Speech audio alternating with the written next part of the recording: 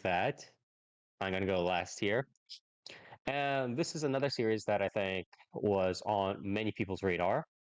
Um, when it got kind of announced, and this is also known as City, the animation.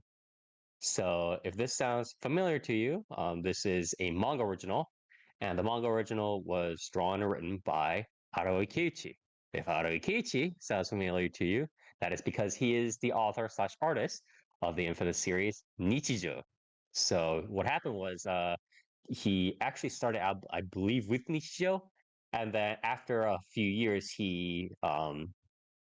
after some number of years, he actually stopped writing Nichijou because he kind of got burned out. Drawing and continuing on doing the same work. But however, during his sort of burnout period, he actually started up City, the manga original, because he's a mangaka at heart, right? He has this hunger, he had this desire to keep drawing manga instead of just doing simple illustrations and stuff like that. And this is the actual sort of manga that he used to draw for 3 years when he wasn't drawing for Nichijou, and he just kind of wanted to take a break. This was his sort of recovery slash, I want to say, therapy manga. And after 3 years of this, he wanted to get back into starting up Nichijou again. So a very interesting history for this series in particular. But yeah, because this is so like intertwined with the history of Nichijou, and obviously Keiichi is mostly known for Nichijou, right? Um, I will warn everybody that this first impressions will be very heavily linked to comparisons to Nichijou for obvious reasons, right? So please do forgive me, but it is what it is.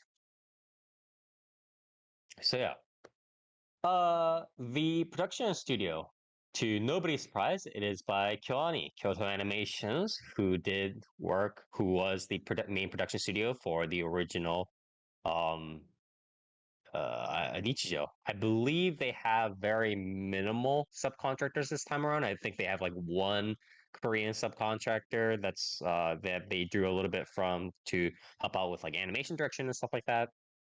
But yeah, the director is actually Ishidate Taichi. So Ishidate Taichi is one of the OG freaking members of Kyoani.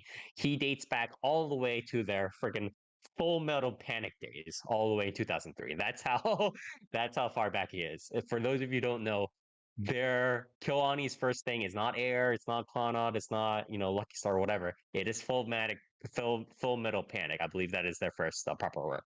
Um, so Ishidate was actually also the director for Kyokai no Katata, I believe Beyond the Boundary or whatever was the localized title was, as well as Violet Evergarden.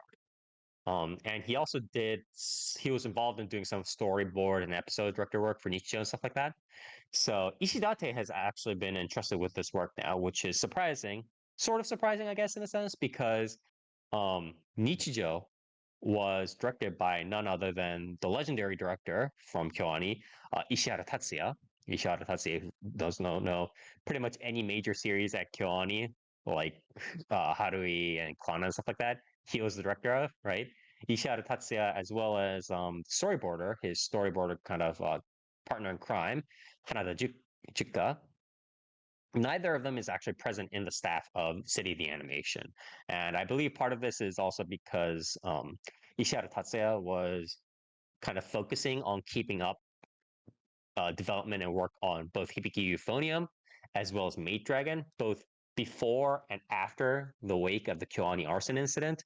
And obviously, especially after the incident, they don't exactly have, you know, um, they're not in the best position to split work around, right?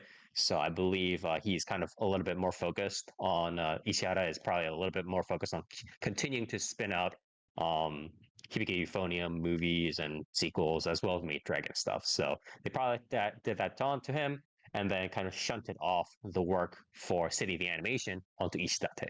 I believe that's how it worked. So Ishidate is currently for this, he's drawing forth sort of ragtag team of decent anywhere people that are mostly decently experienced people to prolific veterans. This group mainly draws from the modern Kyoani core team that we know that has mostly worked on Euphonia, Maid Dragon, and Violet Evergarden, right? Some of the few prolific veterans that are in this team have also worked on each show, such as, you have Kitanohara Noriyuki and Nikita Kazumi as episode directors and storyboarders. You have the original sound director for each show, Tsuruoka Yuta, as well as the original photography person, Ueda Hiroki. However, most of the newcomers, and I say newcomers, but they are all pretty decently experienced as well, are mainly on the animation directing and background art side. So pretty interesting staff changes overall, although obviously understandable. As for the voice acting cast, there are a lot of older veterans and favorites kind of sprinkled in throughout. You have for the main cast, you have Toyosaki Aki, Komatsu Mikaku, and Ishikawa Yui as like the three kind of main girls running around. Obviously, all A-listers here. You have other names kind of sprinkled in. You have Tadakoro Asa, you have Fukuyama Jun, you have Ken, you have what is it, Suzuki Ryota, Koyasu Takeito, and as the narrator, you even have Otsuka Hochu, obviously very famous, prolific voice actor in Japan. A lot of other voice actors look up to him, but pretty, pretty like solid veteran lineup for the voice acting cast. Going over the audio visuals here, the opening is Hello by Furui Riho. Furui Riho is a J-pop artist from Hokkaido.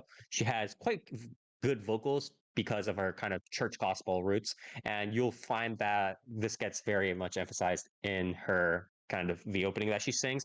Very good vocals. The composition is pretty relaxed and kind of swingy overall.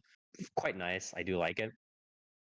Um, the opening itself visually, though, is a very minimal storyboard with um and while the song itself is good and worth listening to, and the opening when there are like animations that need to be done, excuse me, I had to sneeze, but when there are animations that need to be done, the opening does have quality animations, but otherwise it's very minimal. Like there are a lot of just static scenes, period, in the opening for City the Animation. Not even panning shots, just like static scenes. And it's a huge contrast to Nichijou's kind of very crazy openings. For those of you who remember, Nichijou's openings became viral actually back in the day, just because of how crazy and like how frenetic the opening was, the composition by Hyada and everything. And it's I a think the huge contrast from main, that.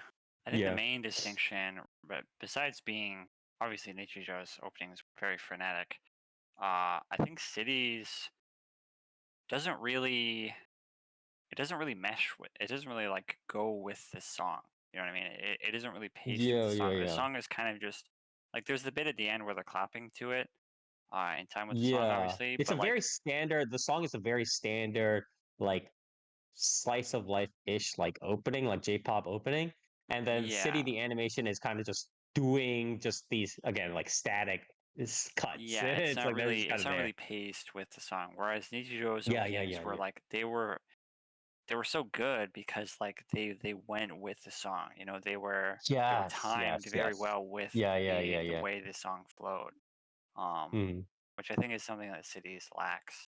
Um, but Yes. it is very nice looking, I will say.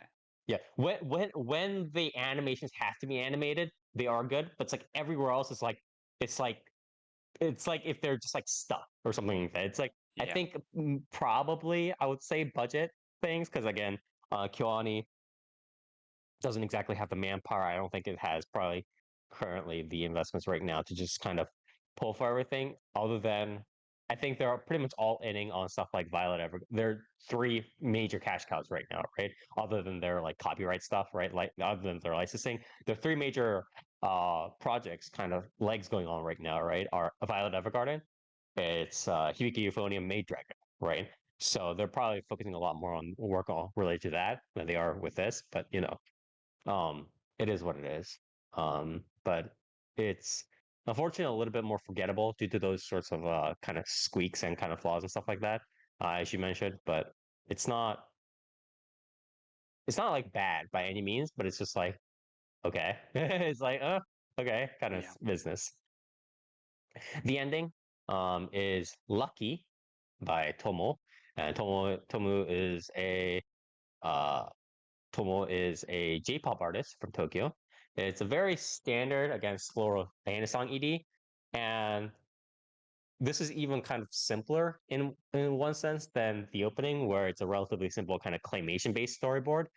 Um, it's again very forgettable, I would say, which is a little bit unfortunate because again, when you're drawing contrast with the Nichijou openings and EDs, it's just very hard. You know what I mean? It's already a high bar to clear, but if you're putting up a forgettable opening and ending against opening and endings the caliber of what Nichijou had, it's just it makes for a very unfortunate contrast, is what I would say. Yeah.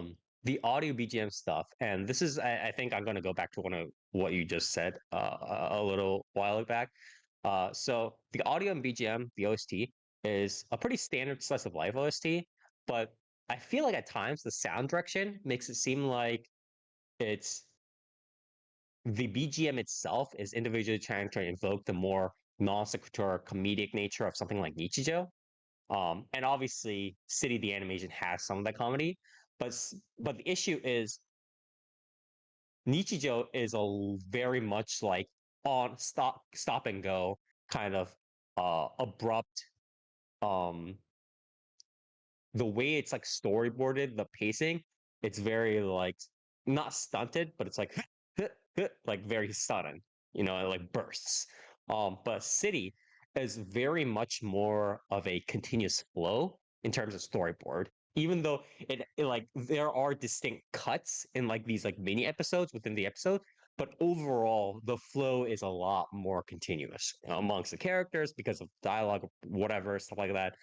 So at times it kind of feels like what the soundtrack is trying to do and what the sound direction is trying to do and what the overall like dialogue character dialogue and the story of the visual storyboarding is going trying to do. It's kind of like trying to clash with each other. Do you know what I'm trying to say here? It's like you'll have like Yeah. this sort of like general discussion between the characters and it's not really like a super laughing comedic kind of thing. They're kind of just like setting up the build up for the punchline or something like that, right? And in the middle of this, you'll have this like blaring like Nichijou comedic kind of like BGM going on. It's like okay, like what's happening here? Kind of business, right?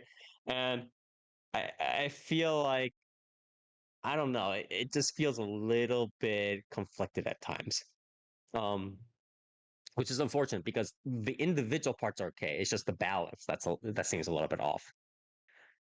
The storyboard and the designs, the visual designs, are pretty close to Aroi's manga original designs, with thicker lines and brighter colors than what he used for, say, Nichijou or Helvetica Standard, right? The animations are quite good, and a lot of them, I think, really properly serve to emphasize or enhance the scenes in the manga.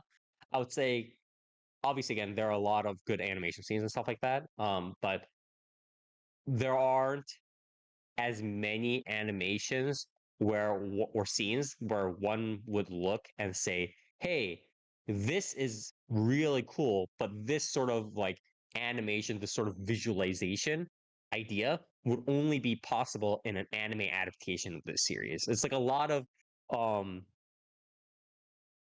a lot of the storyboard and the animations in City the Animation are kind of slight enhancements or colorizations or smoother reenactments of what is in the manga, if that makes sense. You know what I mean? Because there are like some stuff in Nichijou, for instance, like the infamous like goat scene, right? The goat wrestling scene and stuff like that, Yeah. where she Mio like flips the goat and stuff like that, where it's like, oh, like yeah, there's like a scene in the manga like this, but this like reenactment is only valuable and really good because it's in the anime. if that makes sense. But there's not as much of that in, I think, this adaptation. Um, and I think this sort of style is like fine in its own way, but it would also be nice to see maybe a little bit more of like, oh, now this is why I watch anime kind of moments. You know what I mean? Um, this also might be due to budget constraints, but the in-betweens make it seem like the animations have much less frames overall than Ichijo had, right? In just terms of like regular movement and stuff like that. And give it a little bit more of like a retro vibe. Again, I think this might be a little bit more due to budget constraints than anything else. But when City the animation does need to properly animate something, like somebody getting shocked or somebody getting, flipped or whatever, or running or something like that, and they need to animate something fast or energetic or smooth, the team does pull it off like very, very well. It's just that there are huge contrasts between like when an an animated scene, a fast, like frenetic scene, an energetic scene needs to be animated, they're like, okay, we're gonna make this S tier.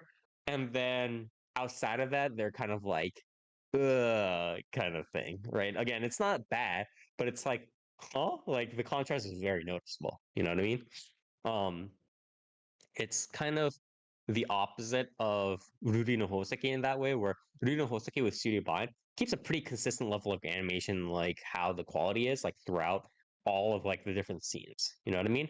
Whereas, but like with City the animation, you either have like scenes that can blow most other studio scenes out of the water, right? Animation scenes out of the water, or you're like, okay, I guess like this fits, but it's also not really what I expected It from like is Kyoani doing a Nichijou sequel, it right? It's is like, kind of like, and again, I don't want to put I'm not putting this series down at all, but it is a little yeah, bit yeah, it is kind of reminiscent of those skits where it's like, when an anime spends all their budget on one scene, yeah, right? yeah, Where it's exactly, like you have exactly. the characters kind of being like, yeah, they're kind of just like mulling about, whatever, whatever. And then when like the big scene happens, it's like filled with, crazy frames, and there's Yeah, yeah, impact yeah, yeah, frames, yeah, and there's speed lines, and everything is so super fluid and smooth,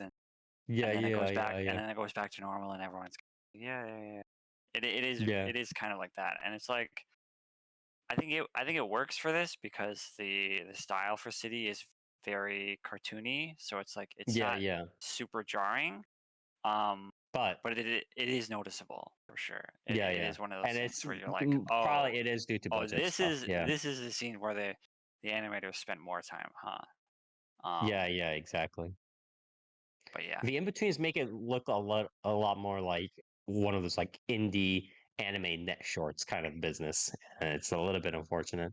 But I think overall, again, it's still quite good. I mean, it's still better than a lot of other studios do, yeah, for but sure. it's Kiwami has a high bar. You know what I mean? It's not like they're Yeah, not one of the more famous studios in the industry in the world for nothing, right? So, and it is getting compared. It's not getting compared to freaking TQ, right? It's getting compared to Nichijou. It's getting compared to Hari. It's getting compared to Klana. So it's so Well, hold on a bit there. Who said what? what? Who's comparing this Clannad? Hell no. Hell no. I'll fight that to the death. No, no, no. I'm not saying it is like Clannad. I'm saying the comparisons, the valuations, the metrics it has to hit are those of I'll something fight like that to Harvey the or death. Clannad or I'll whatever. fight that to And the it's death. you don't even know what you're fighting, Toast. yeah, I heard yeah. it's being compared to Clannad? Hell no. I'll fight that to the death. Comes fight So words what I'm near. saying. All right, But man. yeah, anyways, so I guess Bro is fighting clouds. Like, yeah, I know. But yeah, just going over the last bit, I guess, the story real quick and the overall design.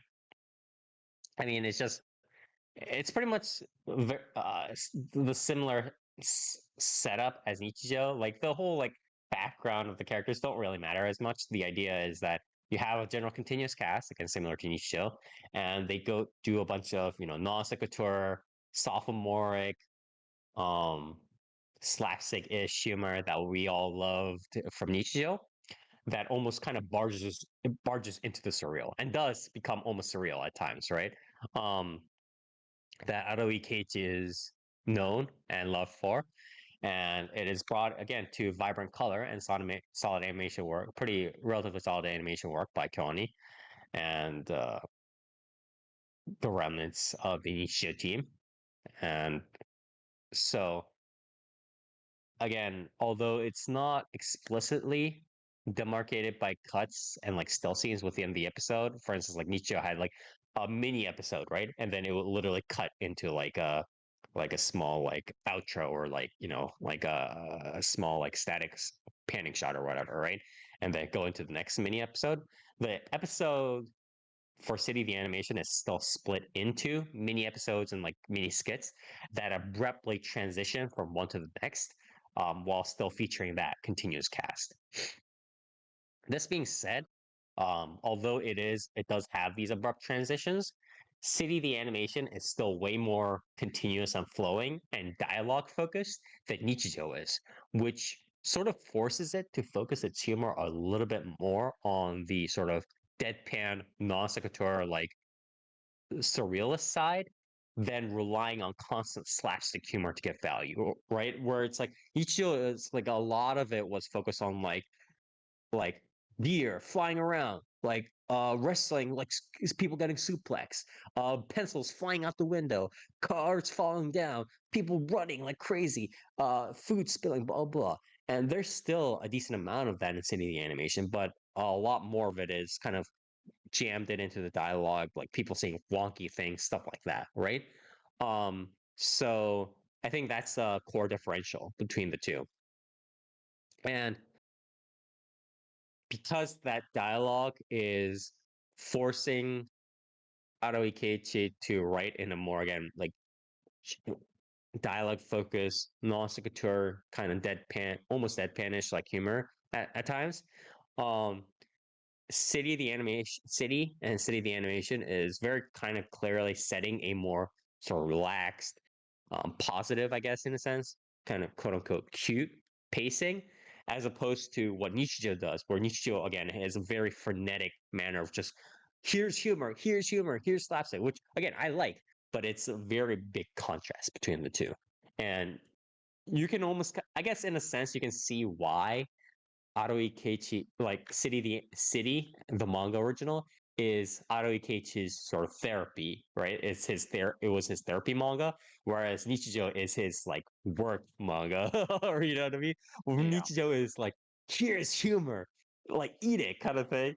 Where City of the Enemy is like, oh, like we could have humor every once in a while, kind of business. So again, I think overall it's still pretty decent material, but the core Kyoani team, again with kind of these remnants of the Nichijou team, kind of in the wings, did create a pretty okay slash decent adaptation of this city manga by Aro Ikeichi. More than a decade later, more after Nichijou, right? Um, you know, pretty vibrant colors, pretty solid animation work were relevant by Kyoani. Um, there are some like squeaky, itchy parts of the series in terms of like the anime adaptation, I would say. But overall, the core Kyoani team on an okay decent day is still way better than most studios on their best days. So this combined with sort of how I would say the sort of shelf stable original material from Araoi, it's a very kind of uh, safe kind of romp like fun rompy kind of vibes from his works.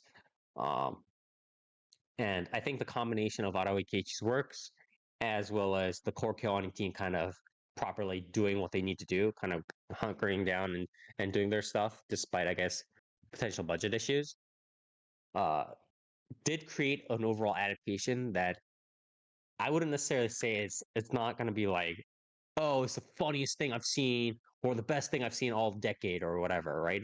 But it is pretty clean. right?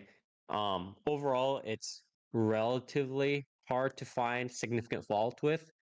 And I would say people who like Nichijou and people who just want kind of a little bit of wonky and surrealistic humor in their anime will probably appreciate this as a nice pick me up with no real huge problems. Um, that being said, it is hard to grade this as, say, like a 9 or like a 10 or something like that, or have it be as an anime of the year contender, despite it being Kyoani and made by Aroi Keiichi.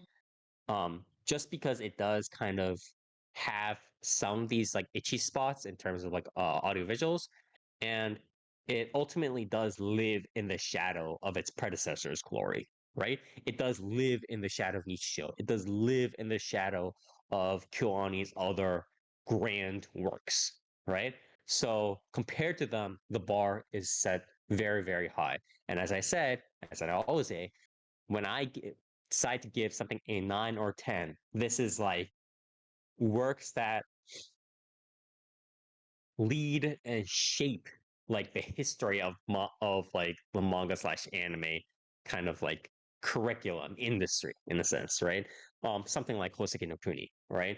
And it's not or Oshinoko or whatever, right? And I don't think City the animation or City the manga is that thing. Nichijou was certainly that thing. Nichijou would have been Nichijou, I think, um,